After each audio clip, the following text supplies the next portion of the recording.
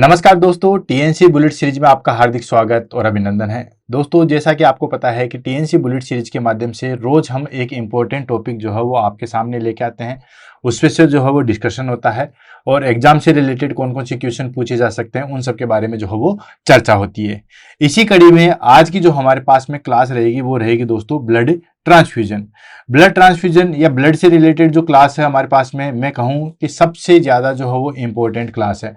शायद ही कोई ऐसा कॉम्पिटिटिव एग्जाम होगा जिसके अंदर ब्लड ट्रांसफ्यूजन से रिलेटेड जो है वो क्वेश्चन नहीं आते हैं। और जितने भी आप अगर नोट्स बनाते हैं या कई बार नहीं भी बनाते हैं, डायरेक्ट जो है वो आप क्लास ले लेते हैं, अच्छी बात है। लेकिन दोस्तों, आज की क्लास के जो है वो आपके नोट्स बनाने ही बनाने चाहिए। मतलब मैं स्पेशली कहूंगा कि अगर अभी आपके पास में नोटबुक नहीं है और आप क्लास देख रहे हो तो आप इस क्लास को तब देख लीजिएगा जब आपके पास में नोटबुक हो, क्योंकि हर एक लाइन से जो है वो यहाँ पे क्वेश्चन जो है वो इसमें से पूछे जाएंगे। टॉपिक का नाम हमारे पास में जो है ब्लड ट्रांसफ्यूजन है, लेकिन हम सिर्फ ब्लड ट्रांसफ्यूजन ही नहीं पढ़ेंगे, उससे रिलेटेड जो भी है, ठीक है, चाहे हमारे पास में पीपीएफ हो या फिर प्लाज्मा हो या सिर्फ एल्बुमिन हो या क्रोप्रोटीन हो, कुछ भी हो, सारी चीजों को जो है वन बाय वन करके जो है वो यहाँ पे पढ़ेंगे। क्वेश्चन आंसर की अगर हम बात करें तो जस्ट अभी मैंने थोड़ी देर पहले आपको बताया है कि शायद ही कोई ऐसी एग्जाम होगी जिसमें इससे रिलेटेड जो है वो क्वेश्चन नहीं पूछा जाता है।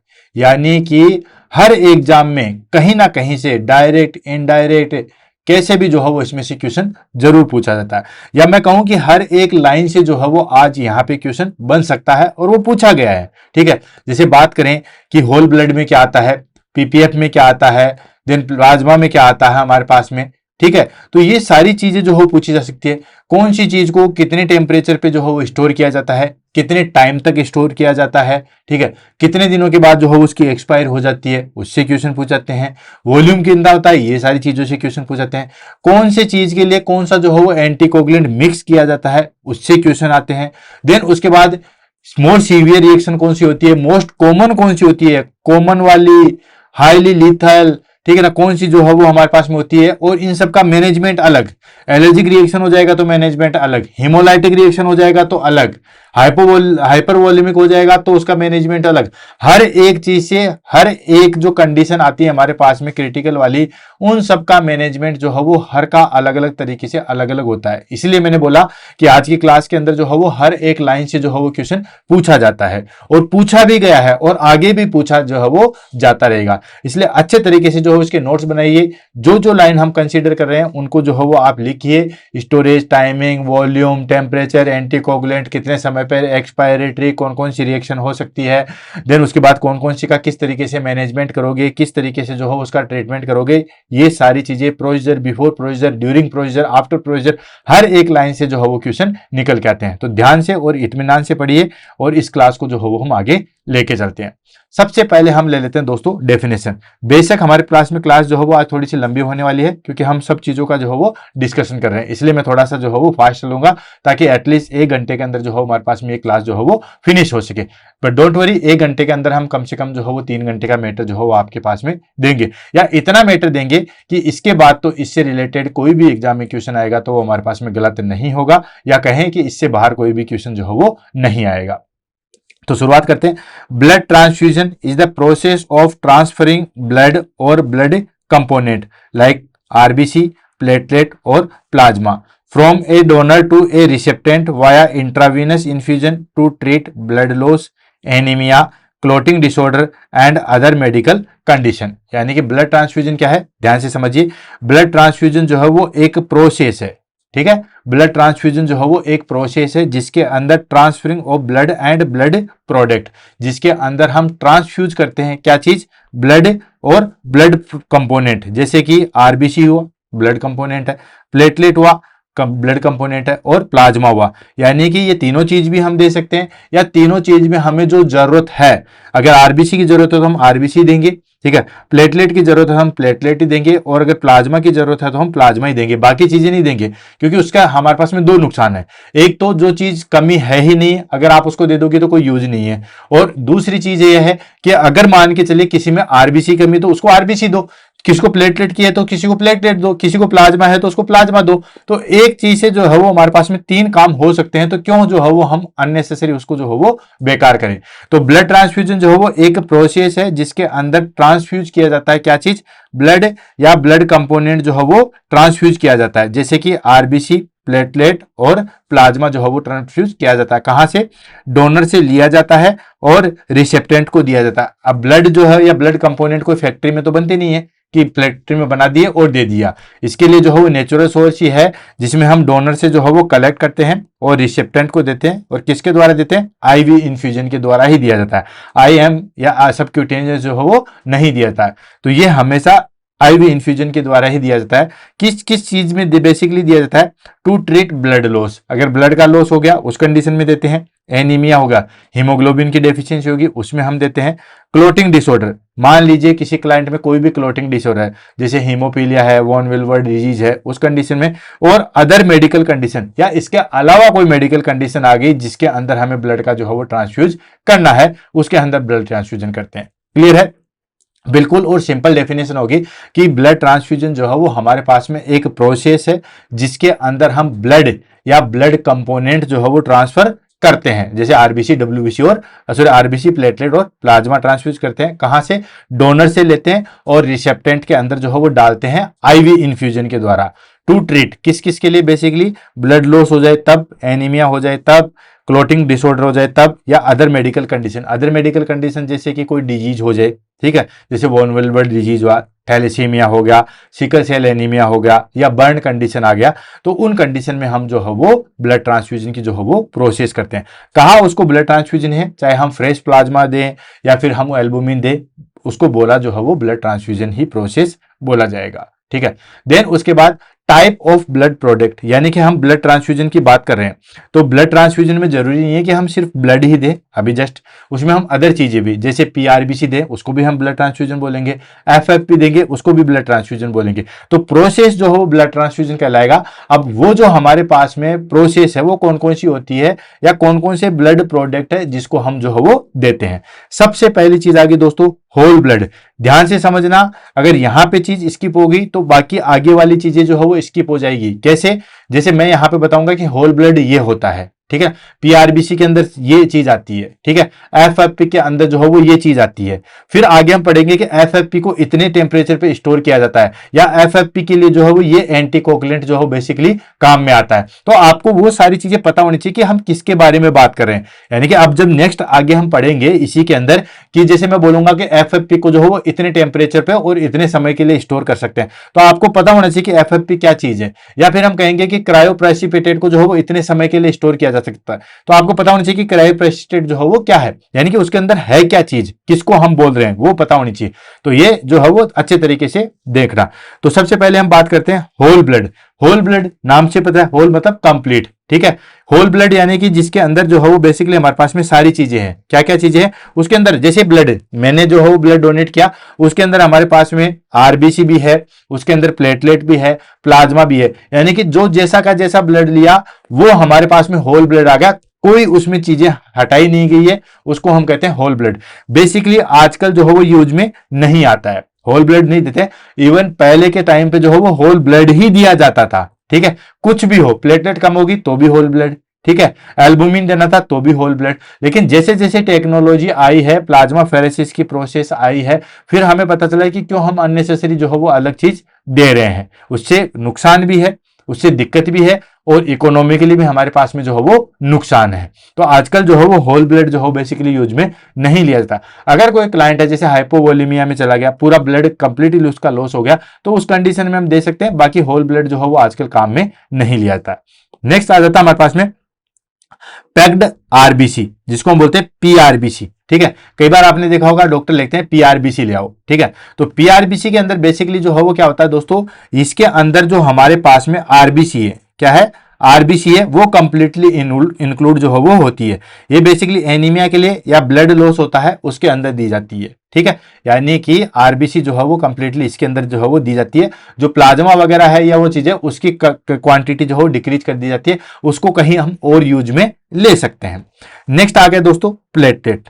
प्लेटलेट के अंदर क्या हो गया दोस्तों कि उसके अंदर सिर्फ और सिर्फ जो है वो हमारे पास में थोड़ा सा जो है प्लाज्मा होता है और प्लेटलेट होती है, ठीक है। और बाकी उसके अंदर आरबीसी ये सब चीजें जो है वो रिमूव कर ली जाती है। और प्लेटलेट जो है वो बेसिकली रेड कलर का नहीं होता है। होल ब्लड और पीआरबीसी ये दोनों जो है वो हमारे पास में रेड कलर के होते हैं। ये दोनों जो है हमारे पास में रेड कलर के होते हैं। बाकी ये जो प्लेटलेट है ये हमारे पास में जो है वो येलोइश कलर का आता है। ये और एफएफपी जो है वो येलोइश कलर का जो है वो आ जाता है। आगे वाली चीजें भी जो है वो कलरलेस आती है, ठीक है। तो प्लेटलेट के अंदर सिर्फ और सिर्फ प्लेटलेट होती है और ये बेसिकली थ्रोम्बोसाइटोपिनिया। थ्रोम्बोसाइटोपिनिया का मतलब हो गया, थ्रोम्बोसाइटोपिनिया हो गया डिक्रीज प्लेटलेट। क्या हो गया दोस्तों? Decrease platelet. अगर हमारी बॉडी के अंदर प्लेटलेट की जो है वो डेफिशिएंसी आ गई, आपने देखा होगा कि आजकल जो है वो देखते भी हैं डेंगू सीजन, ठीक है, या डेंगू के टाइम पे जो है वो डेंगू जब हो जाता है तो प्लेटलेट जो है वो डिक्रीज हो जाती है। तो थ्रोम्बोसाइटोपिनिया की कंडीशन आ जाएगी अगर हमारे पास में ये प्लेटलेट जो है वो लेस देन, ठीक है, 1.5 लाख हो जाती है, ठीक है, 1.5 लाख से कम हो जाती है। आपको पता है नॉर्मल जो है वो हमारे पास में कितनी होती है? नॉर्मल होती है 1.5 लाख से लेके 4 लाख होती है। ये ऑलरेडी जो है वो हमने ब्लड के अंदर जो है वो पढ़ रखा था, ठीक है। तो ये बेसिकली जो है वो हमने 1.5 लाख से 4 लाख जो है उसकी नॉर्मल वैल्यू होती है। अगर 1.5 लाख से कम हो जाए उस कंडीशन को हम कहते हैं थ्रोम्बोसाइटोपिनिया। और थ्रोम्बोसाइटोपिनिया को जो है वो ट्रीट करने के लिए हम क्या करते हैं? क्लाइंट के अंदर जो है वो प्लेटलेट्स डालते हैं। या फिर platelet dysfunction. Platelet dysfunction in the sense कि कोई भी प्रॉब्लम की वजह से प्लेटलेट जो है वो सही तरीके से काम नहीं कर रही है, यानी कि प्लेटलेट जो है वो सही तरीके से काम नहीं कर रही है, तो प्लेटलेट डिसफंक्शन के अंदर भी जो है वो हम क्या करते हैं दोस्तों? सिर्फ और सिर्फ प्लेटलेट डालते हैं। नेक्स्ट आ जाता है हमारे पास में FFP, जिसको हम बोलते हैं फ्रेश फ्रोजन प्लाज्मा, ठीक है। फ्रेश फ्रोजन प्लाज्मा के अंदर जो है वो हमारे पास में बेसिकली क्या होता है दोस्तों?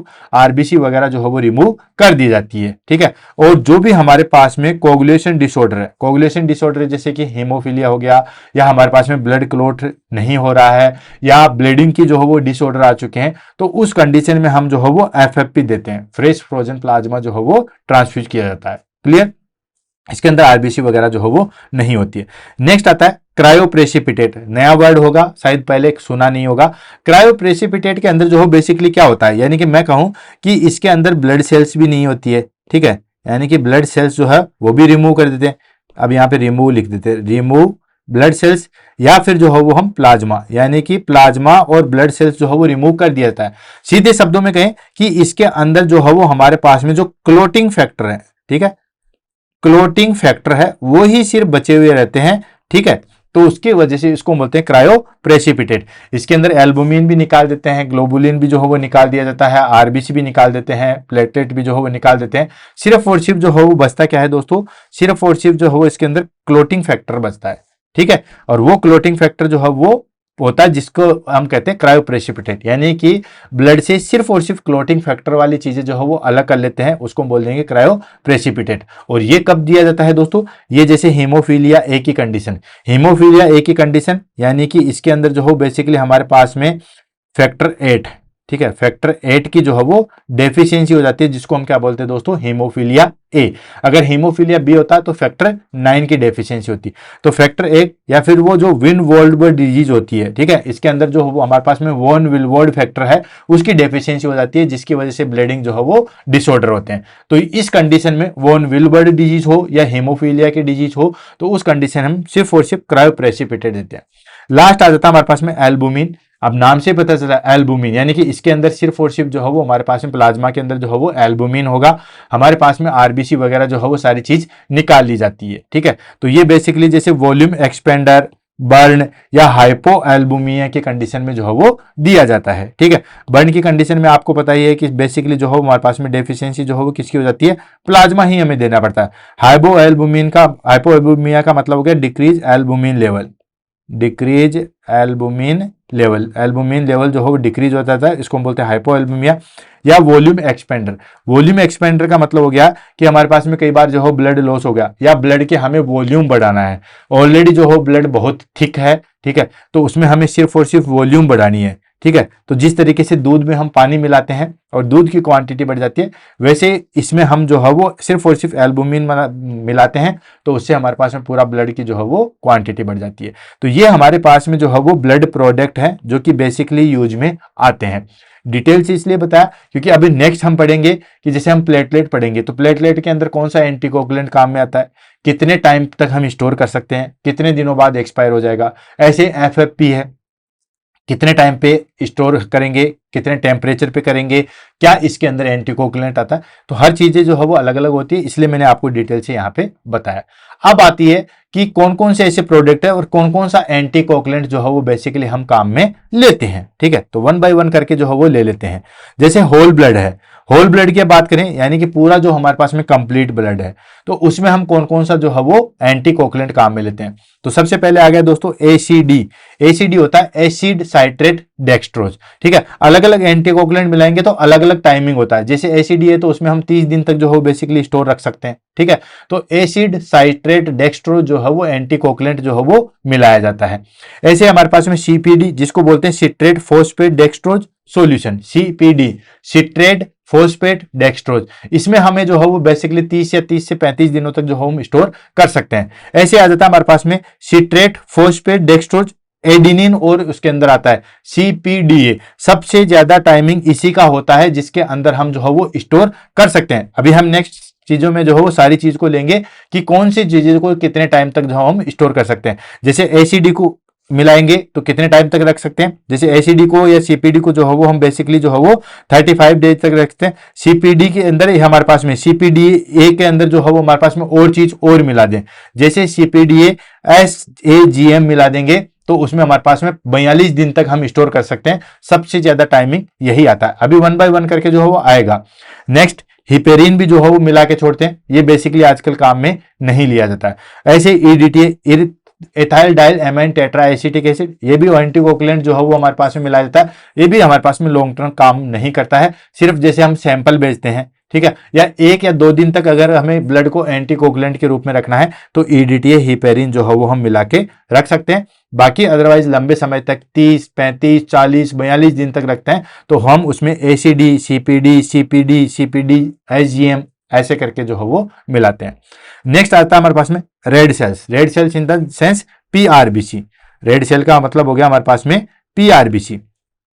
ठीक है, तो हम बात कर लेते हैं पीआरबीसी को। पीआरबीसी में हम कौन कौन सा एंटीकोगुलेंट जो है वो काम में लेते हैं। इसमें हम लेते हैं सीपीडी एसएजी। ठीक है, सीपीडी हो गया हमारे पास में citrate phosphate dextrose, and SAG का हो गया सेलाइन एडेनाइन ग्लूकोज। ठीक है, यानी कि दोनों को मिला के हम जो है वो एंटीकोगुलेंट बना देते हैं, उसको हम कहते हैं सीपीडी एसएजी। ऐसे आ गया हमारे पास में सीपीडी एसएजीएम। ठीक है, सीपीडी हो गया सिट्रेट फोस्फेट डेक्सट्रोज, उसके साथ साथ हम जो है वो सेलाइन एडेनिन ग्लूकोज और मैनिटोल अगर मिला दें तो उसको हम बोलेंगे सीपीडी एसएजीएम। ठीक है, नेक्स्ट आ जाता है हमारे पास में सीपीडी एडीएसोल। ठीक है, यानी कि सिट्रेट फोस्फेट डेक्सट्रोज, उसके साथ साथ हम एडेनिन सेलाइन ग्लूकोज एंड मैनिटोल अगर हम मिला देंगे तो हमारे पास में ये एंटीकोगुलेंट आ जाएगा। नेक्स्ट आ जाता है रेड सेल्स, या हम कहें फ्रोजन स्टेट एफएफपी वगैरह, उसमें हम हाई ग्लिसरॉल जो है वो सॉल्यूशन काम में लेते हैं और लो ग्लिसरॉल सॉल्यूशन जो है बेसिकली काम में लेते हैं। ठीक है, तो आपको यहाँ पे बेसिकली जो मैं कहूं, अगर इतने एंटीकोगुलेंट आपको याद नहीं रहते हैं तो कोई बात नहीं, मैं नीचे लिख देता हूं। आपको एसीडी पता होना चाहिए, आपको सीपीडीए पता होना चाहिए, और आपको सीपीडीए SAGM। इससे बाहर आपका एग्जाम में क्वेश्चन नहीं आएगा, ये मैं आपको लिख के दे सकता हूं। अब देखिए, जितने भी हमारे पास में एंटीकोगुलेंट थे उन सब में भी हमने जो है वो इंपॉर्टेंट चीजें जो है वो आपको लिख दी है। कौन सी? कि इससे बाहर एग्जाम में जो है वो क्वेश्चन नहीं आएगा। क्लियर है? तो ये चीजें जो है वो आपको ध्यान में रखनी है। ये 3 एंटीकोगुलेंट मैंने आपको लिखे थे, एसीडी, सीपीडीए और सीपीडीए SAGM। ठीक है, फुल फॉर्म की बात करें तो एसीडी की हो जाएगा हमारे पास में एसिड सिट्रेट डेक्सट्रोज। ठीक है, ये वाला, ये लो। ठीक है, देन उसके बाद सीपीडीए आता है सिट्रेट फोस्फेट डेक्सट्रोज एलाइन। ठीक है, और सीपीडीए SAG वो आ जाता है हमारे पास में, या सीपीडीए SAGM। ठीक है, ये आ जाता है हमारे पास में, that is called CPDA citrate phosphate dextrose plus SAGM का होगा सेलाइन एडेनिन ग्लूकोज और मैनिटोल। क्लियर। तो ये एंटीकोगुलेंट जो है वो बेसिकली काम में लेते हैं। अब बात करते हैं कि कौन सा एंटीकोगुलेंट हम बेसिकली मिलाते हैं, ठीक है, और कितने समय तक हम जो है वो इसको स्टोर कर रख सकते हैं। क्लियर। इससे भी जो है वो एग्जाम में बहुत बार क्वेश्चन जो है वो आए हुए हैं, इसलिए इंपॉर्टेंट है, याद रखना। तो वन बाय वन करके लेते हैं। सबसे पहले हम बात करते हैं होल ब्लड की, ठीक है। होल ब्लड को जो है बेसिकली स्टोर कहा जाता है दोस्तों, ब्लड बैंक के अंदर किया जाता है।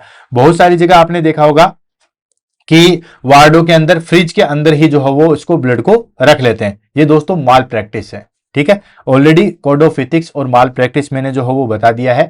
ये जो हम नॉर्मल फ्रिज के अंदर ब्लड रखते हैं, ये बहुत ही जो है वो गलत प्रैक्टिस है, नहीं रखना चाहिए। तो होल ब्लड है वो बेसिकली ब्लड बैंक के अंदर रखा जाता है। टेम्परेचर की बात करें तो 2 to 6 डिग्री सेंटीग्रेड टेम्परेचर जो है वो रखा जाता है।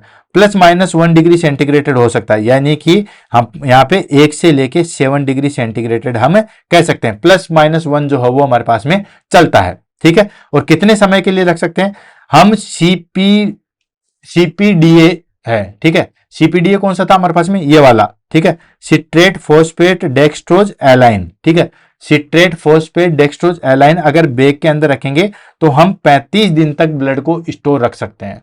लेकिन अगर हमारे पास में रेड ब्लड सेल्स है, उसको हम स्टोरेज रखते हैं रेफ्रिजरेटर, वो भी हमारे पास में ब्लड बैंक के अंदर होता है। टेम्परेचर दोनों का सेम ही होता है, 2 to 6 डिग्री सेंटीग्रेड, +- 1 हो सकता है, ठीक है। और ये 42 डे तक जो है वो स्टोर रख सकते हैं। लेकिन इसके अंदर CPD SAGM जो है वो एंटीकोगुलेंट मिलना चाहिए। CPD SAGM क्या होगा? Citrate phosphate dextrose, and SAGM हो गया हमारे पास में, that is called saline adenine glucose mannitol, ठीक है। अगर ये चीज मिली हुई है तो हम 45 दिन तक जो है वो इसको स्टोर रख सकते हैं, ठीक है। देन उसके बाद आता है हमारे पास में फ्रेश फ्रोजन प्लाज्मा, FFP, ठीक है।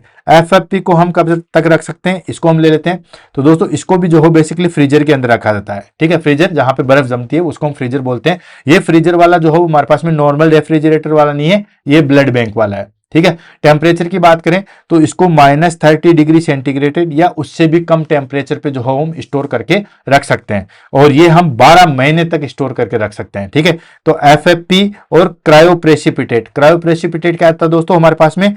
क्लोटिंग फैक्टर, ठीक है। तो जो क्लोटिंग फैक्टर थे सिर्फ, उसको हम क्रायोप्रेसिपिटेट के नाम से जो है वो जानते हैं।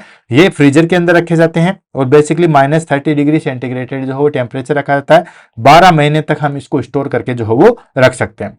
नेक्स्ट आ जाता है हमारे पास में प्लेटलेट कंसंट्रेशन, ठीक है, या हम कहें प्लेटलेट। तो प्लेटलेट को जो हम प्लेटलेट एग्रीगेटर में जो है रखे देते हैं। टेम्परेचर की बात करें तो इसको लगभग जो है वो हमारे पास में 22 डिग्री सेंटीग्रेड टेम्परेचर पे जो है वो रखा जाता है। सबसे कम टाइमिंग एक्सपायरी इसी का होता है, 5 दिन के अंदर जो है वो ये एक्सपायर हो जाती है। तो प्लेटलेट तो जितना जल्दी हो सके उतना जल्दी जो है वो यूज में ले लेना चाहिए। और वैसे भी एक बार आपने प्लेटलेट जो है वो चढ़ाना चालू कर दिया तो जितना जल्दी हो सके उतना जल्दी कर देना चाहिए, ठीक है। जैसे ब्लड की हम बात करें तो ब्लड आपको पता ही है कि हमारे पास में जो है वो बेसिकली 2 घंटे से कम में और 4 घंटे से ज्यादा में नहीं होना चाहिए, ठीक है। इसी तरीके से प्लेटलेट का कोई नहीं है, प्लेटलेट आप चाहे जितनी जल्दी जो है वो दे सकते हो। नेक्स्ट आ जाता है क्रायोपोर प्लाज्मा, ये भी फ्रीजर में रखा जाता है, ये -30 डिग्री सेंटीग्रेड में रखा जाता है और ये जो है वो बेसिकली 5 ईयर तक रख सकते हैं। ये बेसिकली हमारे पास में प्लाज्मा फ्रैक्सीडेशन यानी कि आगे जो काम में आते हैं, बर्न वाली चीजें काम में आते हैं, वहां पे यूज में जो है वो लिया जाता है। तो ये हमारे पास में जो है वो कुछ कंपोनेंट थे जिसके अंदर कितना टाइम तक एक्सपायर होता है उसके बारे में हमने जो है वो डिस्कस किया। ध्यान रखना दोस्तों, सबसे कम टाइमिंग जो होता है वो प्लेटलेट का ही होता है और बाकी सबसे ज्यादा टाइमिंग जो है वो हमारे पास में FFP का होता है। क्रायोपुअर प्लाज्मा को हम इसमें इंक्लूड जो है वो नहीं करते। क्यों? क्रायोपुअर प्लाज्मा का यूं समझिए जैसे हम दूध से खोआ बना लेते हैं। अब खोआ या हम कहीं मावा तो कितने दिन तक भी आप स्टोर जो है वो रख सकते हो। क्लियर है? तो ये हो गया हमारे पास में ब्लड ट्रांसफ्यूजन की जो है एग्जैक्ट डेफिनेशन, कौन कौन से कंपोनेंट होते हैं उसके बारे में, उन कंपोनेंट में कौन कौन सा एंटीकोगुलेंट मिला जाता है और कौन से टेम्परेचर पे रखा जाता है और कितने टाइम तक हम रख सकते हैं। यहां तक ये चीजें हमारे पास में जो है वो कंप्लीट हो गई है। अब आ जाता है हमारे पास में indication. Indication in the sense कि कौन सी कंडीशन में हम जो हो ब्लड ट्रांसफ्यूजन करते हैं। तो ये तो आपको पता है कि कौन कौन सी कंडीशन में कर सकते हैं, ऑलरेडी आपको बेसिकली मोटा मोटी पता है। अगर ब्लड लॉस हो जाए तो, या एनीमिया हो जाए तो, या कोई भी क्लोटिंग डिसऑर्डर हो जाए तो, या हमारे पास में जो है वो वॉल्यूम कम हो जाए तो, या प्लेटलेट कम हो जाए तो, या एल्बुमिन कम हो जाए तो, या बर्न कंडीशन हो जाए तो, इन कंडीशन में हम जो है वो बेसिकली ब्लड ट्रांसफ्यूजन करते हैं। तो 1 बाय 1 करके जो है लेते हैं, आगे बढ़ते हैं। सबसे पहले एक्यूट ब्लड लॉस, यानी कि कोई भी कट लगा या कोई भी जो है वो हमारे पास में चीजें लगी जिसकी वजह से लगातार जो है वो ब्लड का लॉस हो गया, इसको हम बोलते हैं एक्यूट ब्लड लॉस। ठीक है, ये बेसिकली ट्रॉमा और सर्जरी कंडीशन में जो है वो लगाया जाता है। कोई एक्सीडेंट हो गया, कोई भी आर्टरी कट गई या कहीं पे भी चोट लग गई तो ब्लड लगातार जो है वो बढ़ रहा है, या कोई भी सर्जरी हुई जैसे ऑर्थोपेडिक सर्जरी है उसमें ब्लड लॉस बहुत ज्यादा हो जाता है, तो उस कंडीशन में हम जो है ब्लड ट्रांसफ्यूजन करते हैं। नेक्स्ट आ गया severe anaemia. Severe anaemia in the sense कि हीमोग्लोबिन हमारे पास में कितना है, 7 ग्राम पर डेसीलीटर से भी कम है। ठीक है, आपको पता है हीमोग्लोबिन लेवल जो है बेसिकली मेल के अंदर जो है वो 13.5 से लेके 17.2 होता है और फीमेल के अंदर 12 से लेके 16 जो है वो होता है। लेकिन वो हीमोग्लोबिन लेवल डिक्रीज होता होता होता अगर हमारे पास में 7 ग्राम पर डेसीलीटर से भी कम आ जाए तो हम जो है वो तुरंत जो है ब्लड ट्रांसफ्यूजन करते हैं। ठीक है, ऑलरेडी मैंने एनीमिया जो है वो आपकी बुलेट सीरीज के अंदर जो है वो करवा रखी है। नेक्स्ट आ जाता है बात दोस्तों हीमोफीलिया या कोगुलेशन डिसऑर्डर। हीमोफीलिया आपको पता ही है कि फैक्टर 8 की, क्लोटिंग फैक्टर 8 की जो है वो डेफिशिएंसी की वजह से जो है हीमोफीलिया होता है, या क्लोटिंग डिसऑर्डर, कोगुलेशन डिसऑर्डर, यानी कि ब्लड जो है वो जल्दी से जमता नहीं है, उसको हम बोलते हैं कोगुलेशन डिसऑर्डर। उस कंडीशन में भी हम जो है वो ब्लड ट्रांसफ्यूजन करते हैं। नेक्स्ट आ गया हमारे पास में थ्रोम्बोसाइटोपिनिया। थ्रोम्बोसाइटोपिनिया आपको पता है डिक्रीज प्लेटलेट काउंट। ठीक है, तो डिक्रीज प्लेटलेट जो है वो हमारे पास में काउंट हो जाती है, उसको हम बोलते हैं थ्रोम्बोसाइटोपिनिया।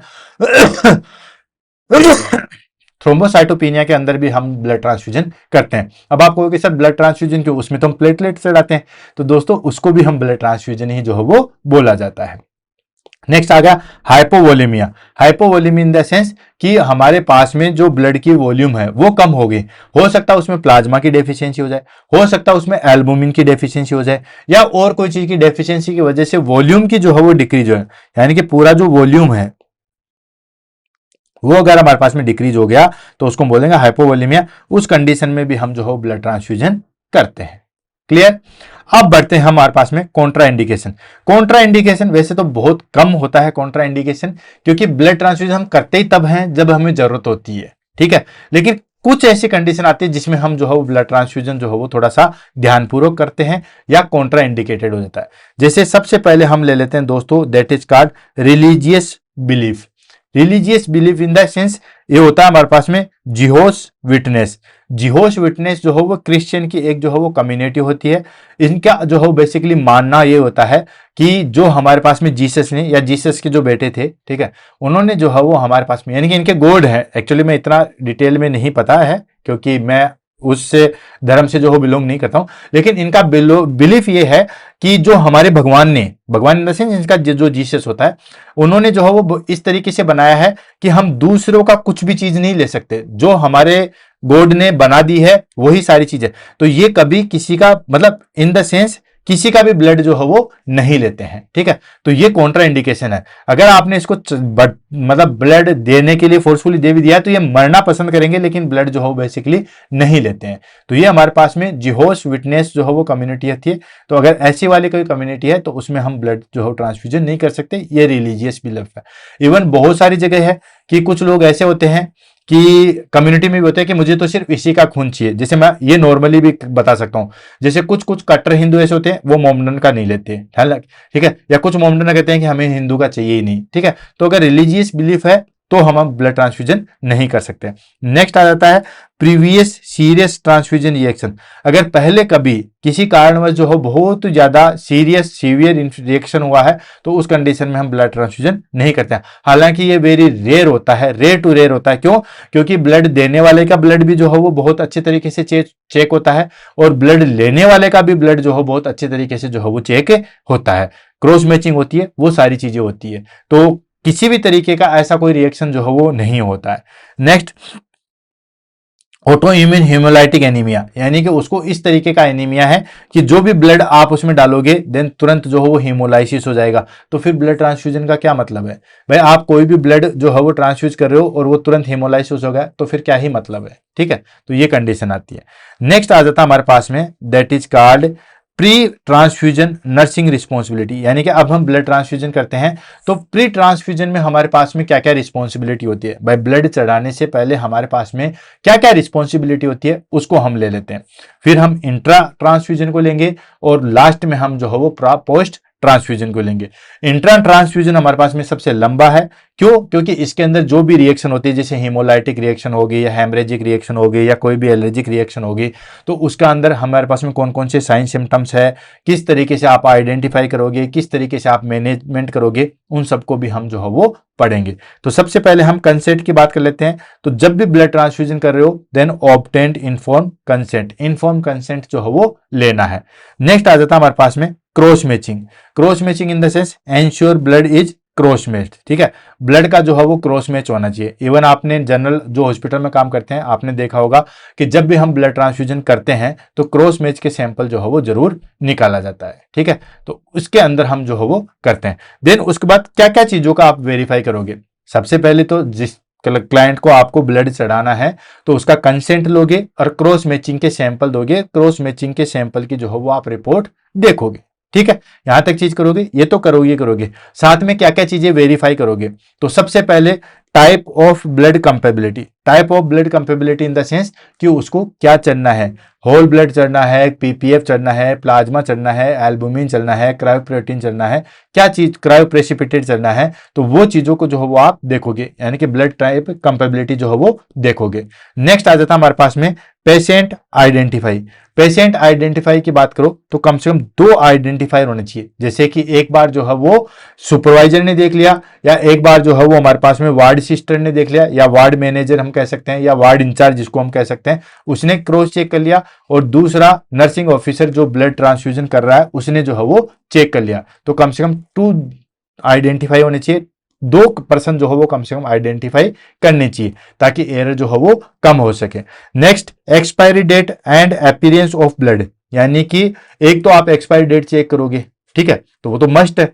एक्सपायरी डेट चेक करने के बाद में भी जो है वो ब्लड लगाना है। And appearance of blood, appearance of the blood in the sense कि नॉर्मली आप ब्लड को देखोगे कि उसका अपीयरेंस कैसा है, भाई वो क्लियर है या नहीं है, या उसका कलर आपको चेंज तो नहीं लग रहा है, तो वो अपीयरेंस आप देखोगे।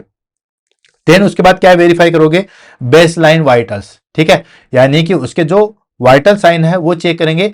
साथ के साथ ये कंफर्म करेंगे कि वाइटल्स जो है वो हमारे पास में स्पेशली जो है वो हमारे पास में नॉर्मल है या नहीं है, ठीक है। यानी कि टेम्परेचर और बीपी हमारे पास में इसमें मस्ट है। टेम्परेचर ज्यादा होता है तो हम जो है ब्लड ट्रांसफ्यूजन बेसिकली जो है वो अवॉइड करते हैं, और blood transfusion BP blood pressure भी अगर बहुत ज्यादा है उसमें भी हम ब्लड ट्रांसफ्यूजन जो है वो नहीं करते हैं। तो बेसलाइन वाइटल देखेंगे, और उसमें भी स्पेशली हम जो है वो टेम्परेचर और ब्लड प्रेशर को जो है वो इंपॉर्टेंस देंगे।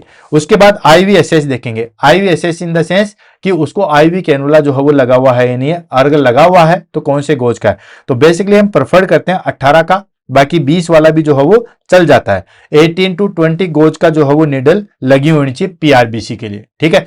अगर उसको उससे ज्यादा की लगी हुई है, ज्यादा इन द सेंस 22 गोज की लगी हुई है, या 24 की लगी हुई है, या 26 की लगी हुई है, ठीक है, तो आप कहोगे कि ये बढ़ते हुए साइज में है तो इंक्रीज हो रही है। जी नहीं दोस्तों, जैसे जैसे नंबर्स बढ़ेंगे वैसे वैसे साइज जो है वो डिक्रीज होती रहती है आईवी कैनुला में। तो 22 वाला जो है वो 20 वाले से और छोटा होता है, 22 से छोटा 24 होता है, 24 से छोटा जो है वो 26 वाला होता है। तो हम कोशिश ये करेंगे कि कम से कम 18 से 20 गोज की जो है वो हमारे पास में कैनुला होना चाहिए। क्लियर? ये वेरीफाई होगा प्री में। सबसे पहले हमने कंसेंट फॉर्म लिया एंड क्रॉस मैचिंग के सैंपल लिए, साथ के साथ हमने जो है वो वेरीफाई किया ब्लड कंपेबिलिटी, आइडेंटिफाई चीजें जो भी है, नाम पता आईपी एड्रेस वगैरह, और MRD number, hospital batch number, ये सारी चीजें। देन एक्सपायरी डेट और ब्लड का अपीयरेंस देखेंगे। बेस लाइन वाइटल देखेंगे जिसमें हमारे पास में टेम्परेचर और ब्लड प्रेशर जो है वो देखा जाएगा, और आईवी असेस देखेंगे। 18 से 20 गोज की जो है वो निडल कम से कम होनी चाहिए, यानी कि 20 से जो है वो बड़ी होनी चाहिए। बड़ी इन द सेंस 18 की हो सकती है, 16 की हो सकती है, 17 की हो सकती है, ये सारी चीजें। क्लियर? नेक्स्ट आ जाता है हमारे पास में इक्विपमेंट रेडी। अब क्या क्या इक्विपमेंट हमारे पास में जो है वो चाहिए। अब ब्लड ट्रांसफ्यूजन के लिए ये सारी चीजें कर दे, देन उसके बाद क्या क्या इक्विपमेंट होना चाहिए। तो सबसे पहले हमारे पास में नॉर्मल सेलाइन होना चाहिए, यानी कि 0.9% NaCl होना चाहिए, ठीक है। डेक्सट्रोज नहीं होना चाहिए, डीएनएस वगैरह D5 D10 जो है वो नहीं होनी चाहिए, ठीक है। देन उसके बाद blood administration set and with filter, ठीक है, यानी कि बीटी सेट, ठीक है। ब्लड ट्रांसफ्यूजन सेट आता है, और उस ब्लड ट्रांसफ्यूजन सेट में हमारे पास में जो है वो फिल्टर लगा हुआ आता है, ठीक है। तो वो बीटी सेट जो है वो हमारे पास में होना चाहिए। क्लियर? Very good. नेक्स्ट आ जाता है ड्यूरिंग ट्रांसफ्यूजन हम क्या करेंगे। प्री में तो आपने कर लिया, ये सारी काम कर लिए, ठीक है, सारी चीजें आपने चेक कर ली, क्रॉस मैचिंग, ये वो, एक्सपायरी डेट वगैरह, आइडेंटिफिकेशन मार्क वगैरह, ये सारी चीजें, कंसेंट भी ले लिया, क्रॉस मैचिंग के भी ले लिया, ये सब चीजें आपने ले लिया। अब उसके बाद में आता है हमारे पास में कि देन अब ट्रांसफ्यूजन जो है वो स्टार्ट हो चुका है, यानी कि ट्रांसफ्यूजन जो है वो हम शुरू करें, तो उस ट्रांसफ्यूजन में जो है वो हमारे पास में क्या क्या चीजें होनी चाहिए, किस तरीके से हम जो है वो करेंगे। भाई ब्लड ट्रांसफ्यूजन के लिए आप रेडी हो चुके हो, रेडी हो गया, सारा आपका प्री प्रोसीजर कंप्लीट हो गया। देन उसके बाद आप क्या करोगे, देन आप जो है वो स्टार्ट करोगे। जैसे ही डॉक्टर ने जो है वो बीटी नोट्स डाल दिए, ब्लड ट्रांसफ्यूजन के नोट्स डाल दिए, देन स्टार्ट स्लोली, धीरे धीरे जो है वो आप स्टार्ट करोगे, अप्रोक्सीमेटली 25 से 50 ml फर्स्ट 15 मिनट्स।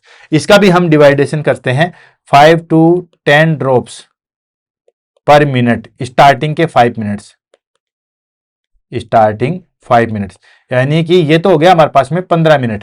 15 मिनट में जो है 25 से 50 ml जो है वो उतना ही जाना चाहिए शुरुआती 15 मिनट के अंदर।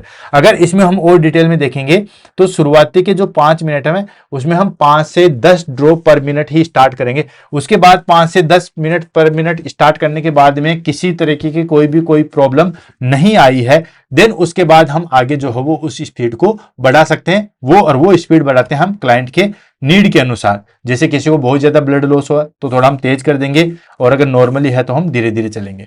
नेक्स्ट आ जाता है हमारे पास में stay with patient for first 15 minutes, ठीक है। शुरुआती 15 मिनट में आप पेशेंट के पास में रहोगे। ऐसा नहीं है कि आपने ब्लड ट्रांसफ्यूजन स्टार्ट कर दिया और कचौरी समोसा खाने के लिए कैफेटेरिया एरिया में चले गए, जी नहीं दोस्तों।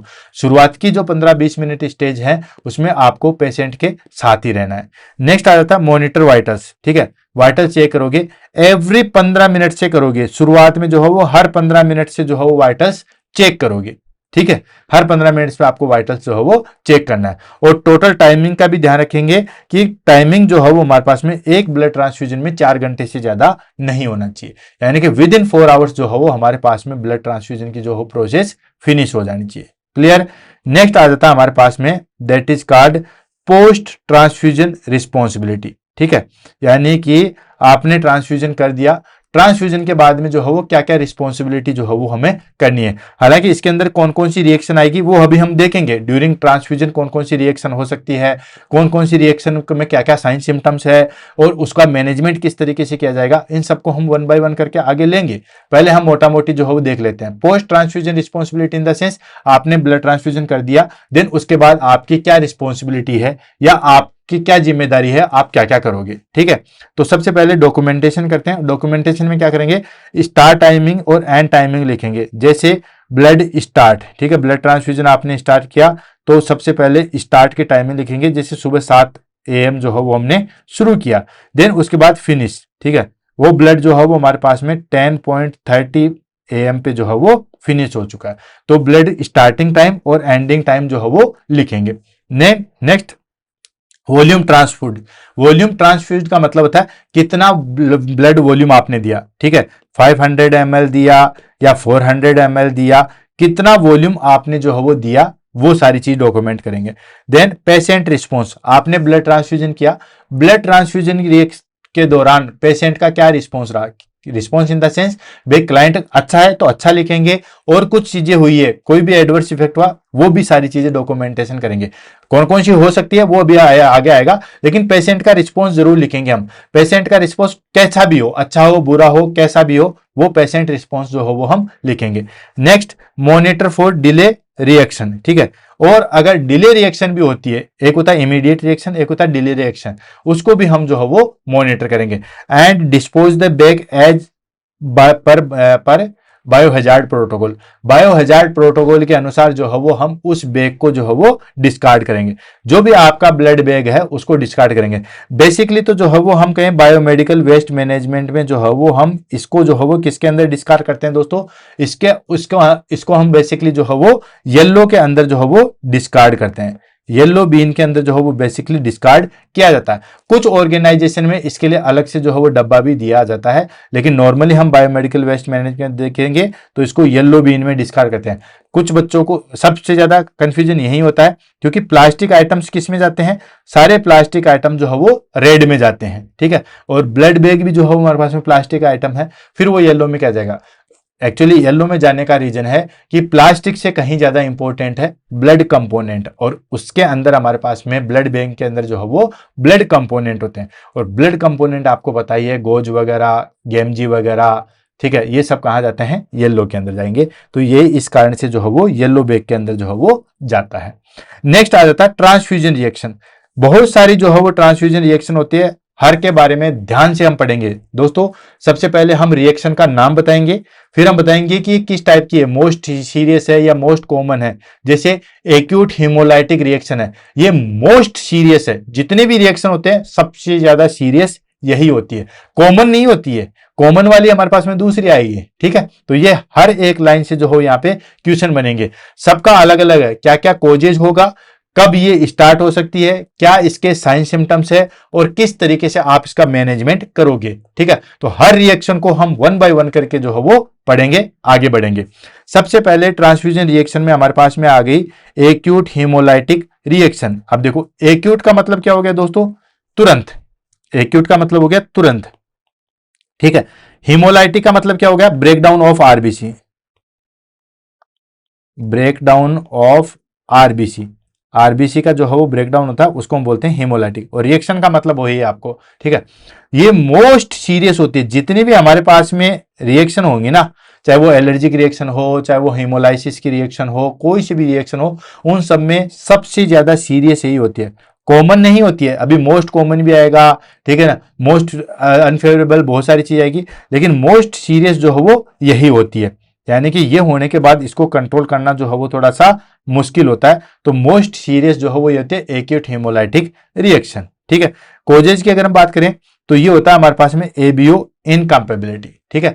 एबीओ इनकम्पेबिलिटी जो है वो उसकी वजह से ये हो सकता है। ABO incompatibility in the sense कि किसी का जो है वो ब्लड ग्रुप दूसरा चढ़ा दिया, या आरएच दूसरा चढ़ा दिया, या ब्लड ग्रुप जैसे कि मान लो जिसको जो है वो चढ़ाना नहीं चाहिए था, ठीक है, जैसे एबी वाला है, या हम कहें ए वाले को एबी वाला ब्लड ग्रुप दे दिया, ठीक है। तो एबीओ इनकम्पेबिलिटी में बेसिकली हमें जो है वो हीमोलाइटिक रिएक्शन जो है वो देखने को मिलेगी, ठीक है। कब स्टार्ट हो जाती है दोस्तों, ये बहुत जल्दी हो जाती है, विद इन 15 to 30 मिनट। शुरुआती स्टेज में जैसे ब्लड अंदर गया, देन तुरंत थोड़ी देर के बाद में ही जो है वो ये रिएक्शन जो है वो स्टार्ट हो जाती है, जिसको हम बोलते हैं हीमोलाइटिक रिएक्शन। साइन सिम्टम्स की बात करें तो क्या साइन सिम्टम्स जो है वो देखने को मिलेगा, तो दोस्तों fever, chills and flank pain. सबसे ज्यादा क्वेश्चन जो है वो इसी से आया हुआ है, बच्चे इसी को जो है वो स्किप कर देते हैं। फ्लैग पेन जो है वो हमारे पास में सबसे ज्यादा देखने को मिलता है, मेन साइन सिम्टम्स है। चिल्स भी हमारे पास में मेन साइन सिम्टम्स है। बहुत सारे बच्चे ऑप्शन दिए जाते हैं, जैसे फॉर एग्जांपल पहला ऑप्शन दे देंगे आपके पास में फीवर एंड उसके बाद हाइपरटेंशन। हाइपरटेंशन तो नहीं होता है।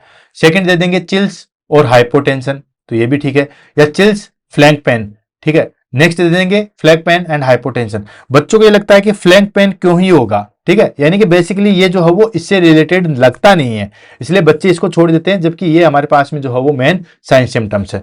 नेक्स्ट आ जाता है हमारे पास में हाइपोटेंशन और रेड ब्राउन यूरिन और शोक वाली कंडीशन जो है वो हमें देखने को मिलती है एक्यूट हीमोलाइटिक रिएक्शन में। क्या मैनेजमेंट है इसका, ठीक है। एक्यूट हीमोलाइटिक रिएक्शन आपको देखिए, देन तुरंत आपका जो है वो क्या एक्शन होगा, नर्सिंग एक्शन। सबसे पहले स्टॉप ट्रांसफ्यूजन इमीडिएटली। ध्यान रखना दोस्तों, जो भी हम ट्रांसफ्यूजन कर रहे हैं ब्लड वाला, इमीडिएटली तुरंत जो है उसको स्टॉप कर दोगे। Then maintain IV line saline, ठीक है। देन उसके बाद में जैसे ही उसको तो हटा देंगे, और जो हमारे पास में नॉर्मल सेलाइन है उसके द्वारा जो है वो आईवी लाइन जो है वो मेंटेन करेंगे। Next notify physician and blood bank. Blood bank में भी इंफॉर्मेशन दे देंगे कि ऐसा हमारे पास में जो हो एक ब्लड आया था, हमने ऐसा ऐसा दिया था, इतने टाइम के बाद में ये रिएक्शन हो चुके, और जो फिजिशियन अवेलेबल है उसको जो है वो इन्फॉर्म कर देंगे। Next send blood and urine sample. Blood sample और यूरिन सैंपल जो है वो कलेक्ट करेंगे कि ताकि एग्जैक्ट रीजन का जो है वो पता लग सके। And monitor vital sign and urine output. Urine output और वाइटल साइन जो है वो मॉनिटर करेंगे। क्लियर है। तो ये हमारे पास में पहली चीज होगी एक्यूट हीमोलाइटिक रिएक्शन। नेक्स्ट आ जाता है हमारे पास में febrile non haemolytic reaction. Febrile का मतलब यानी कि फिब्राइल होगा, कपकपी होगी, लेकिन हीमोलाइटिक रिएक्शन नहीं होगी, आरबीसी का जो हो ब्रेकडाउन नहीं होगा। और ये बेसिकली जो है वो हमारे पास में मोस्ट कॉमन प्रेजेंट होती है। वो तो थी मोस्ट सीरियस, ठीक है, ये हमारे पास में मोस्ट कॉमन, जितने भी रिएक्शन होते हैं उसमें सबसे ज्यादा कॉमन जो है वो यही प्रेजेंट होता है, फिब्राइल नॉन हीमोलाइटिक रिएक्शन। ठीक है, कोजेज की अगर हम बात करें तो कोजेज होता है recipient antibodies reaction to donor WBC, यानी कि जो रिसेप्टेंट की एंटीबॉडीज है, ठीक है, वो डोनर की जो है वो डब्ल्यूबीसी से जो है वो क्रॉसअप कर लेती है, उसके अंदर हम जो है वो नॉन हेमोलाइटिक रिएक्शन जो है वो देखने को मिलता है। साइन सिम्टम्स की बात करें तो फीवर, चिल्स, हेडेक और मैलेस ये जो है वो देखने को मिलेगा। नर्सिंग एक्शन मतलब क्या हम करेंगे, तो उसमें हमारे पास में नर्सिंग एक्शन में सबसे पहले आता था स्टॉप ट्रांसफ्यूजन, ट्रांसफ्यूजन को जो है तुरंत स्टॉप कर देंगे, वही नोटिफाई द फिजिशियन, ठीक है, एंड एडमिनिस्टर एंटीपायरेटिक या हम कहें पैरासीटामोल जो हमारे फिजिशियन ने जो है ऑर्डर किए वो देंगे, and use leucocyte reduced blood in future. ठीक है, और नेक्स्ट ल्यूकोसाइट को जो है वो हमारे पास में जो है बेसिकली काम में लेंगे। नेक्स्ट आ जाता है हमारे पास में एलर्जिक रिएक्शन। एलर्जिक रिएक्शन जो है यानी कि जो हमारे पास में प्लाज्मा प्रोटीन है वो सेंसिटिव हो जाता है और किसी की वजह से भी जो है वो एलर्जी हो जाती है, उसको हम बोलते हैं एलर्जिक रिएक्शन। कोजेज की अगर हम बात करें तो कोजेज होता है दोस्तों sensitivity to plasma protein, plasma protein के अगेंस्ट जो है वो हमारे पास में इम्यूनोग्लोबुलिन्स बनने लग जाती है या हम कहें एंटीबॉडीज बनने लग जाती है, वो हो जाएगी हमारे पास में एलर्जिक रिएक्शन। साइन सिम्टम्स की बात करें तो अर्टिकेरिया देखने को मिलता है, ईचिंग देखने को मिलती है, फ्लशिंग देखने को मिलती है, वीजिंग देखने को मिलता है और एनाफाइलेक्सिस जो है वो देखने को मिलता है। ये सारी चीजें एलर्जिक रिएक्शन में जो है वो हमें देखने को मिलेगी। देन जैसे एलर्जिक रिएक्शन हो गया देन आप क्या करोगे, तो हम नर्सिंग एक्शन की बात करें तो सबसे पहले वही ट्रांसफ्यूजन को स्टॉप कर देंगे। ठीक है, देन उसके बाद आपको बताइए हेल्थ केयर प्रोवाइडर को इन्फॉर्मेशन देना ही देना है, और जब भी एलर्जिक रिएक्शन है तो हम क्या देते हैं दोस्तों, एंटी हिस्टामिन ड्रग्स देते हैं जैसे कि फेनेरामाइन, एडमिनिस्टर एंटी हिस्टामिन जैसे डाइफेनेरामाइन जो है वो बेसिकली देते हैं।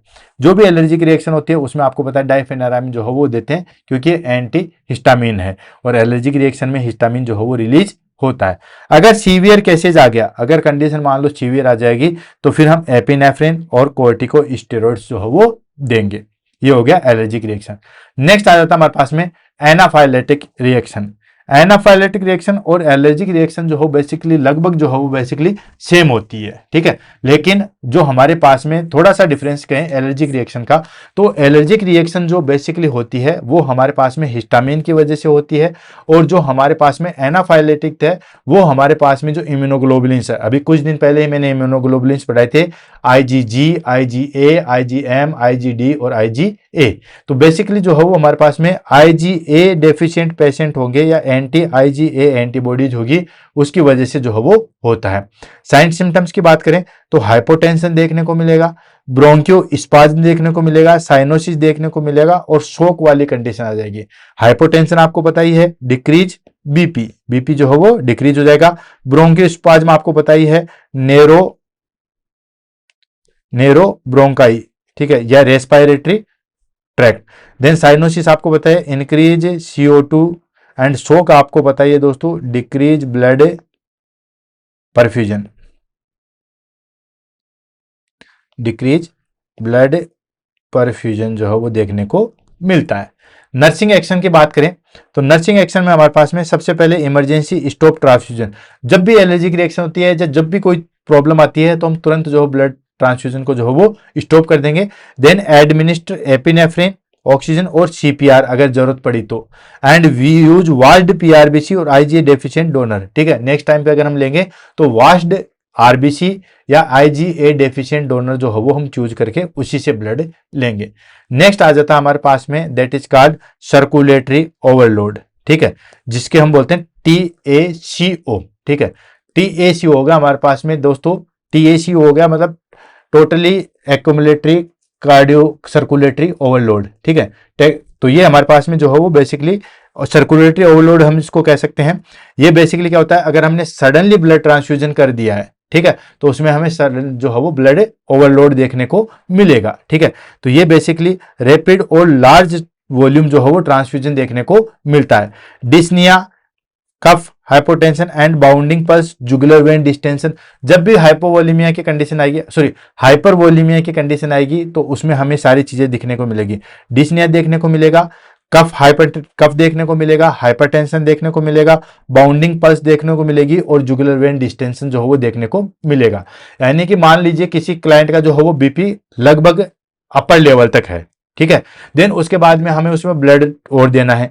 अब ब्लड मान लो अर्जेंट है, 2 यूनिट देना पड़ गया तो और ब्लड का वॉल्यूम बढ़ जाएगा, ठीक है। और ब्लड का वॉल्यूम बढ़ जाएगा तो हाइपरटेंशन वाली कंडीशन आ जाएगी, जिसको हम बोलते हैं दोस्तों सर्कुलेटरी ओवरलोड, ठीक है। अब सर्कुलेटरी ओवरलोड को जो है वो नर्सिंग किस तरीके से प्रिवेंट कर सकती है, नर्सिंग का जो है वो क्या एक्शन होता है उसको हम ले लेते हैं। तो सबसे पहले नर्सिंग का एक्शन होता है स्लो एंड स्टॉप ट्रांसफ्यूजन। जो भी हम ब्लड ट्रांसफ्यूजन कर रहे हैं वो स्लो करना चाहिए या फिर जो है वो स्टॉप कर देना चाहिए। नेक्स्ट, सिक पेशेंट अपराइट, पेशेंट को जो है वो अपराइट पेशेंट जो है वो कंडीशन में ले लेना चाहिए ताकि डिस्निया और कफ वाली कंडीशन ना हो। नेक्स्ट, एडमिनिस्ट्रेट डायूरेटिक और ऑक्सीजन, ऑक्सीजन देनी चाहिए और डायूरेटिक देना चाहिए ताकि जो फ्लूइड हमारी बॉडी के अंदर भरा हुआ है, वाटर हमारी बॉडी के अंदर भरा हुआ है, वो निकल जाएगा। देन मॉनिटर इनटेक आउटपुट और वाइटल्स, वाइटल्स और इनटेक आउटपुट को जो है वो मॉनिटर करेंगे। नेक्स्ट आ जाता है हमारे पास में that is called septic reaction. Septic reaction का मतलब आपको पता चल गया कंटामिनेशन वाली चीज, बैक्टीरिया कंटामिनेशन।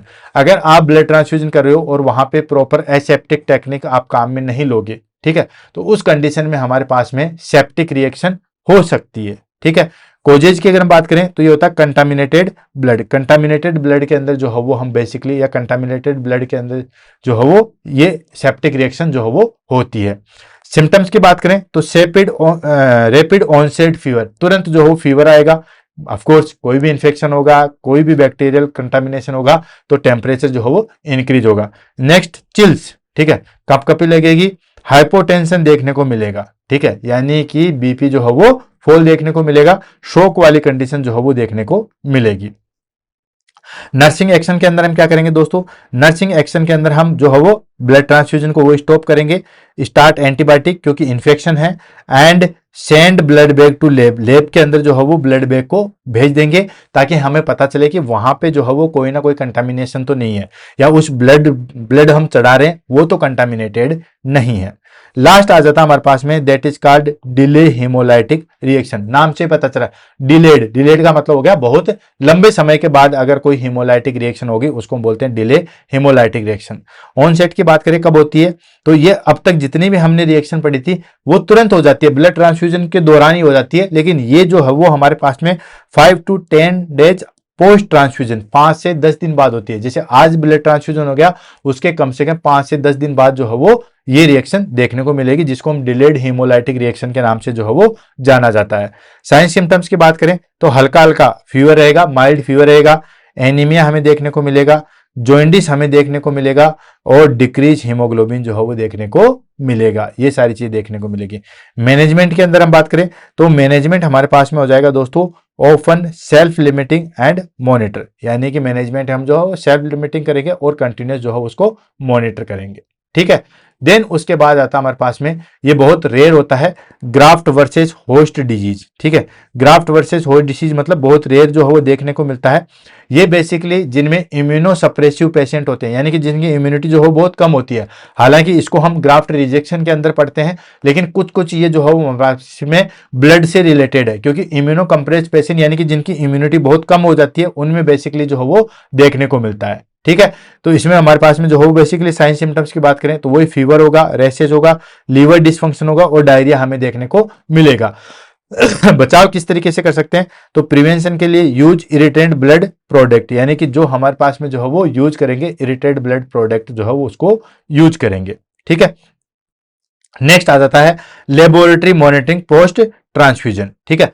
ट्रांसफ्यूजन आपने कर दिया, ब्लड आपने चढ़ा दिया, उसके बाद हम क्या क्या चीजें जो है वो चेक करने की हमारे पास में जो है वो जरूरत होती है। भाई आपने ब्लड ट्रांसफ्यूजन कर दिया, ब्लड ट्रांसफ्यूजन कर दिया तो हम क्या क्या चीजें जो हो बेसिकली चेक करते हैं। हीमोग्लोबिन लेवल चेक करते हैं, भाई हमें पता तो चले कि कितना बड़ा है, और हीमोक्रेटिक वैल्यू, हीमोक्रेटिक वैल्यू में हमारे पास में जो है वो MCH, MCV, MCSC, ये सारी चीजें जो हो हम चेक करेंगे, सॉरी। देन उसके बाद इलेक्ट्रोलाइट चेक करेंगे, इलेक्ट्रोलाइट में स्पेशली जो है वो पोटेशियम और कैल्शियम जो है वो चेक करेंगे, ठीक है। क्योंकि कई बार बहुत ज्यादा ब्लड ट्रांसफ्यूजन की वजह से पोटेशियम इंक्रीज होता है, कैल्शियम जो है वो डिपोजिशन हो जाता है, ये सारी चीजें। कॉम टेस्ट करेंगे, अगर हेमोलाइसिस की कंडीशन है तो। और रीनल फंक्शन टेस्ट देखेंगे, जिसमें हम ब्लड यूरिया नाइट्रोजन और क्रिएटिनिन लेवल जो है वो देखेंगे। ब्लड ट्रांसफ्यूजन हो चुका, उसके बाद हम जब सैंपल भेजते हैं तो उसमें ये चीजें हम जो है वो बेसिकली प्रेफरली हम जो है वो देखते हैं, ताकि हमें इन चीजों का जो है वो आइडिया लग सके। नेक्स्ट आ जाता है हमारे पास में डॉक्यूमेंटेशन चेकलिस्ट। डॉक्यूमेंटेशन चेकलिस्ट के अंदर यानी कि क्या क्या चीजें हम चेक करेंगे, तो ये पूरी जो है वो चेकलिस्ट आती है। ब्लड ट्रांसफ्यूजन के लिए जो है पूरी चेकलिस्ट आती है। क्योंकि किसी भी तरीके का रिस्क हम जो है वो नहीं उठा सकते, इसलिए पूरी चेकलिस्ट हमारे पास में आती है। उसके अंदर हम date and time of transfusion, कौन सी डेट को और कितने टाइम पे किया था। जैसे कि फॉर एग्जाम्पल हम बात करें, ठीक है, जैसे कभी भी हम बात करें तो जैसे 15 मई को किया, ठीक है, 15 मई, ठीक, 15 मई 2025 के अंदर किया, शाम को 3 बजे, ठीक है, 3 PM पे किया, तो ये जो है वो हम टाइमिंग डालेंगे। देन उसके बाद ब्लड यूनिट नंबर, भाई ब्लड के ऊपर जो है वो यूनिट नंबर आता है, वो डालेंगे। Then type and volume transfuse, ठीक है, टाइप और वॉल्यूम ट्रांसफ्यूज देखेंगे, कौन सा ब्लड ग्रुप था वो और कितने वॉल्यूम में जो है वो ट्रांसफ्यूज किया गया था, ये सारी चीजें। देन उसके बाद vital before, during and after, ठीक है, बिफोर हम चेक करेंगे, ड्यूरिंग हम चेक करेंगे एंड आफ्टर जो है वो हम चेक करेंगे, ब्लड जो है वो हम चेक करेंगे। तो वाइटल्स को जो है बिफोर चेक करेंगे, ड्यूरिंग चेक करेंगे एंड आफ्टर जो है वो चेक करेंगे। क्लियर। देन उसके बाद एनी रिएक्शन और इंटरवेंशन, कोई भी रिएक्शन हुआ, एलर्जिक रिएक्शन हुआ या कुछ भी आपने किया, उन सब चीजों को जो है वो आप डॉक्यूमेंट करेंगे। And signature of the nurse and verify, ठीक है, सिग्नेचर नर्स जो है अपना सिग्नेचर करेगी और फिर वेरीफाई, जिसने किया था वेरीफाई उस टाइम पे इंचार्ज या कोई भी एएनएस वगैरह जो है वो वेरीफाई कराएंगे। क्लियर है।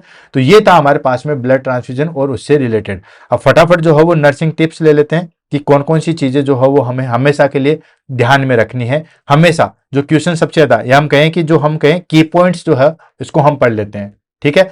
तो की पॉइंट्स की अगर हम बात करें तो never add medication to blood product, कभी भी ब्लड प्रोडक्ट के अंदर कोई भी मेडिकेशन जो है वो नहीं देनी चाहिए। जैसे ब्लड चल रहा है, आपको लगता है कि चलो ठीक है यार ब्लड तो जा ही रहा है, एंटीबायोटिक भी इसके अंदर डाल लेते हैं। कोई भी मेडिकेशन, कुछ भी हो, कोई भी मेडिकेशन जो है वो ब्लड प्रोडक्ट के अंदर नहीं डाली जाएगी, चाहे वो पीपीएफ हो, ठीक है, एफएफपी हो, पीपीएफ का नाम आ रहा है, एफएफपी हो या हमारे पास में एल्बुमिन हो या क्रायो प्रेसिपिटेट हो या होल ब्लड हो, कुछ भी हो, किसी में भी हम जो है वो कभी भी जो है वो मेडिकेशन जो है उसके अंदर नहीं डालते हैं। Next, use blood with in the 30 minutes for removal from the fridge, ठीक है, यानी कि आपने फ्रिज से ब्लड ले लिया, ब्लड लेने के बाद में जो है वो 30 मिनट के अंदर अंदर जो है उसको ट्रांसफ्यूज कर देना है, ठीक है। हम ब्लड को फ्रिज के अंदर से निकालते हैं, वो बहुत ठंडा होता है, तो हम नॉर्मल होने के लिए क्लाइंट को दे देते हैं। क्लाइंट अपने एब्डोमेन पे या स्किन पे जो है वो टच करके रखता है, उसकी वजह से ब्लड जो है वो गर्म हो जाता है। आपने अगर हॉस्पिटल में काम किया है या कभी सुना होगा कि जो वहां पे नर्सिंग ऑफिसर वो कहता है लो ये ब्लड लो और गर्म करके दे दो। गर्म इन द सेंस को हीटर पे गर्म नहीं करते हैं, स्किन के ऊपर लगा के रखते हैं ताकि टेम्परेचर जो हो वो बिल्कुल इक्वल हो सके। लेकिन वो भी टाइमिंग हमारे पास में 30 मिनट से ज्यादा नहीं होना चाहिए। ऐसा नहीं है कि आपने फ्रिज से निकाला और लगभग 30 मिनट के बाद भी जो हो ब्लड वहीं पे है, ऐसा नहीं होना चाहिए। और ट्रांसफ्यूजन विद इन 4 आवर्स, एक बार ट्रांसफ्यूजन स्टार्ट कर दिया है तो हमें 4 घंटे के अंदर अंदर उसको जो है वो फिनिश करना ही करना है। Next, always stay alert for early sign and reaction, जब तक ब्लड चल रहा है तब तक आपको जो है वो अलर्ट स्टेज में जो है वो रहना है। क्लियर है। तो दोस्तों आज की क्लास जो है वो हमारे पास में यहीं पे जो है वो हमारे पास में समाप्त होती है। हमने शुरुआत की थी कि ब्लड ट्रांसफ्यूजन क्या होता है, तो जो भी ब्लड प्रोडक्ट है जैसे प्लाज्मा हुआ, चाहे एल्बुमिन हुआ, चाहे आरबीसी हुआ, चाहे क्रायो प्रेसिपिटेट हुआ, जो भी हम ट्रांसफ्यूज कर रहे हैं उनको हम जो है वो ब्लड ट्रांसफ्यूजन के नाम से ही जो है वो जाना जाता है। देन उसके बाद कौन कौन से कंपोनेंट आते हैं उनके बारे में हमने डिस्कस किया, जिसमें हमारे पास में होल ब्लड था, पीआरबीसी था, फ्रेश फ्रोजन प्लाज्मा था, क्रायो प्रेसिपिटेट था, एल्बुमिन था, प्लेटलेट थी, ये सारे के सारे ब्लड कंपोनेंट आते हैं। उसके बाद में हमने कौन से कंपोनेंट के अंदर कौन सा एंटीकोगुलेंट मिलाया जाता है उसके बारे में डिस्कस किया। देन उसके बाद में हमने जो है वो कितने टेम्परेचर पे और कितने समय तक हम इसको स्टोर करके रख सकते हैं उन सब के बारे में डिस्कस किया। देन उसके बाद हमने प्रोसीजर को डिस्कस किया कि प्रोसीजर जो है वो कैसे स्टार्ट करेंगे। तो हमने प्री प्रोसीजर में हमें क्या क्या करना है, तो प्री प्रोसीजर में कंसेंट वगैरह जो है वो लेना है एंड उसके बाद जो है वो डॉक्यूमेंट देखना है, 2 बार चेक करना है, वेरीफाई करेंगे, नाम, पता, एड्रेस, वॉल्यूम, पिन, ये सब चीज़ें चेक करेंगे, कैनुला की साइज वगैरह ये सब चीज़ें चेक करेंगे, ठीक है। देन उसके बाद में इंट्रा ड्यूरिंग प्रोसीजर में आपको पता ही है कि हम कितने समय तक स्टार्ट करेंगे। शुरुआती में हम 5 से 10 ड्रॉप करेंगे, देन उसके बाद 25 से 30 ml पर मिनट चलाएंगे 5 से 15 मिनट के बीच में। देन उसके बाद फ्लो थोड़ा सा बढ़ा देंगे, कोशिश करेंगे 4 घंटे के अंदर जो हो ब्लड फिनिश हो सके। कोई भी रिएक्शन हो उसका हम अर्ली साइन सिम्टम देखेंगे, कंटिन्यूस जो हो वो हर 15 मिनट से वाइटल साइन देखेंगे, ये सारी चीजें करेंगे। पोस्ट प्रोसीजर के अंदर आपको बताइए कि डॉक्यूमेंटेशन का काम कंप्लीट होगा, कोई भी रिएक्शन हुआ नहीं हुआ उन सबको पूरी तरीके से डॉक्यूमेंट वगैरह जो है वो करेंगे। कॉन्ट्रा इंडिकेशन क्या हो सकते हैं इसके बारे में पढ़ा। उसके बाद में हमने जो है वो रिएक्शन पढ़ी थी, जिसमें एक्यूट हेमोलाइटिक रिएक्शन के बारे में हमने देखा था, then febrile non acute febrile acute haemolytic reaction को देखा था, देन उसके बाद में हमने एलर्जिक रिएक्शन को देखा था, देन हमने जो है वो हमारे पास में जो है वो एनाफाइलेटिक रिएक्शन को देखा था, देन पोस्ट या लेट हेमोलाइटिक रिएक्शन को देखा था। तो ये सारी चीजों को हमने जो है वो डिस्कस किया था, क्या साइन सिम्टम्स है, कब अकर होती है, क्या मैनेजमेंट होता है, उन सब के बारे में जो है वो हमने डिस्कस किया था। क्लियर है। उसके बाद में की पॉइंट वगैरह जो हमने देखे थे कि कब कब क्या क्या चीजें जो हमें ध्यान रखना है, पोस्ट प्रोसीजर किस तरीके से डॉक्यूमेंट्स करने हैं, कौन कौन से इन्वेस्टिगेशन भेजने हैं, ये सारी चीजें जो हमने कंप्लीट किया। आई होप ब्लड ट्रांसफ्यूजन का जो डाउट है वो सारे के सारे आपको क्लियर हो गए होंगे और ये क्लास जो है वो आपको बहुत अच्छी तरीके से समझ में आई होगी। क्लास से रिलेटेड जो भी कमेंट है वो जरूर बताइएगा और नेक्स्ट क्लास आप कौन से टॉपिक पे चाहते हैं उसके बारे में भी जरूर बताइएगा। तब तक के लिए दोस्तों all the best, have a nice day. मिलते हैं कल नए टॉपिक के साथ, तब तक all the best, have a nice day. Thank you so much.